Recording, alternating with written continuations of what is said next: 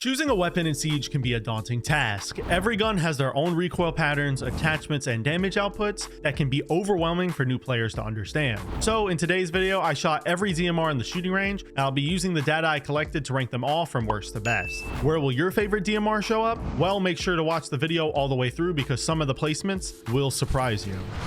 Before I can go into the placements, I must first explain my testing methodology. When testing the DMRs in the shooting range, I will strictly be using the suppressor and vertical grip if the gun has it. I want to keep testing parameters consistent across the series, and so this rule is here to stay. However, I will be taking attachments available into my ranking. DMRs are very different from other classes of weapons because the attachments available varies wildly. So attachment availability and viability on each firearm will play a huge role in each weapon's placement. Outside of that, testing will come down to the three most important stats of a DMR, which is damage per shot, damage drop off, and capacity. With this DMR episode specifically, the stats are going to be way more important than normal due to most DMRs being pretty easy to control, and since they are designed to take gunfights from range, their stats are going to be even more important. Anyways, I think that's enough rambling, and let's go ahead and get into the video.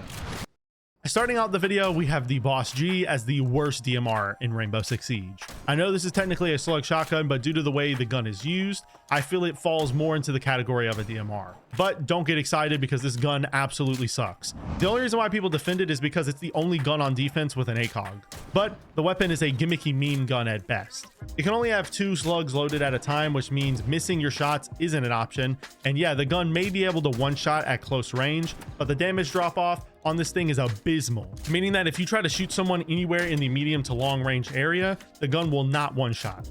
This low damage combined with the extremely jumpy recoil and low capacity makes this gun extremely bad. So unfortunately for you Boss G fans out there, I can't put the gun any higher.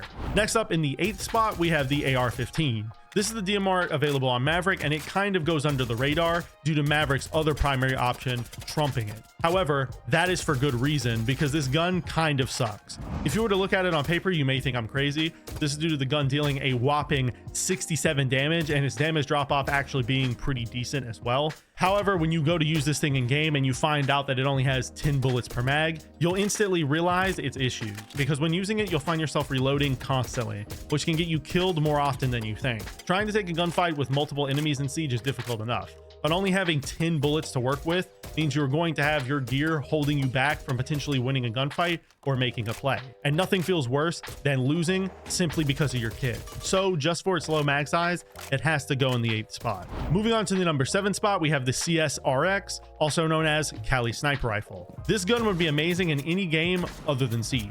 It can one-shot down to the body at nearly any range, it has a decent bolt speed, and it comes with a capacity of 5 bullets per mag.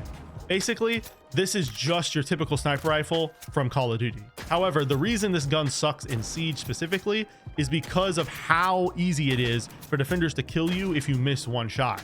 Also, the sheer inconsistencies and numbers of counters there are to this gun adds to it feeling horrible to use. If the enemies decide to bring a Rook or a Doc, this gun entirely devolves into an awful choice. So with how inconsistent the gun is and how infuriating it can feel to use, I think it belongs right here in the 7th spot. Now, before we can move on to the 6th spot, this video is sponsored by my Discord server. If you guys are interested in interacting with me, being in future videos, and staying updated on anything I'm doing, hop over to the Discord server using the invite link in the description. I plan on being extremely active over there, and I want to start incorporating you guys in videos. So don't be afraid to stop by because I'm sure you'll have a great time. Anyways, we can now go ahead and get back to the video. Now in the 6th spot, we have the SR25, which is available on Flores and Blackbeard. This is overall the first decent DMR. It has a decent damage of 61, a good capacity of 20, and a pretty average damage drop off as well. It also has little recoil, so you can get away with running any attachments you want realistically. But I wouldn't recommend messing around with it too much. Me personally, when actually playing the game,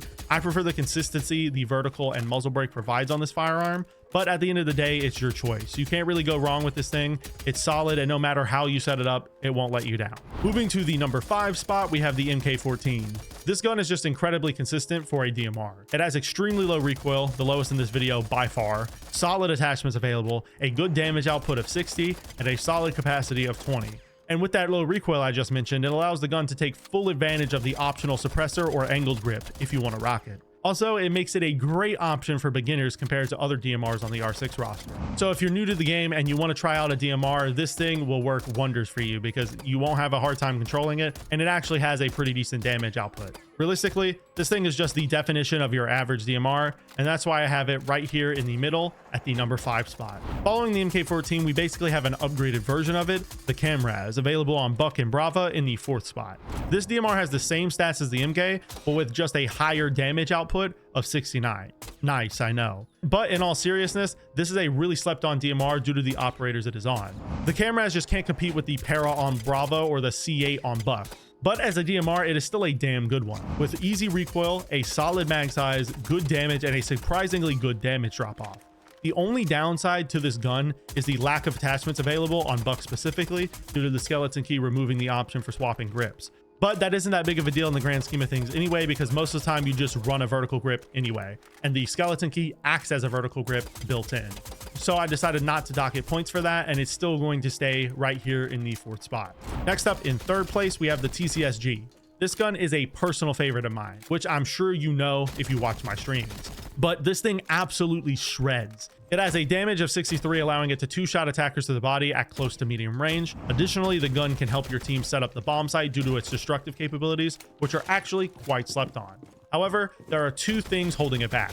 1, the low magazine size of 10 rounds per mag, and 2, the high recoil. If you are a beginner and you find yourself being thrown onto this weapon, you are going to be in a world of hurt trying to control the kick of this weapon. But once you practice and get the hang of its jumpy recoil, it can be an absolute demon, not only for taking gunfights, but also for the sight setup. Also, one thing I almost forgot to mention is the bad damage drop-off present on this gun. At longer ranges, it only 3 shots to the body, which could be a deal breaker for some people, but since the TCSG is a defender-only weapon, I don't see this as an issue, and the destructive capability kind of makes up for the damage drop-off.